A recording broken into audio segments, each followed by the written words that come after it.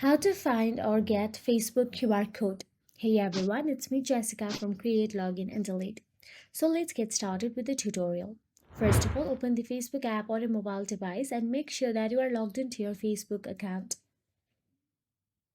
Once inside the Facebook app, all you have to do is tap on the search address bar at the top right corner of your screen and type down the QR code and hit enter.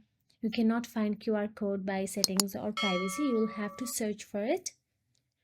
Then once you tap on the enter option available there, you will get to see QR code option available on your screen.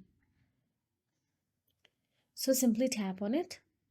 Once you tap on it, you'll be navigated to this section where you can see scan and view option available there. Tap on your QR code option available at the top right in order to access your QR code, and that is it. If you found this video helpful, please like, share and subscribe, and thank you so much for watching.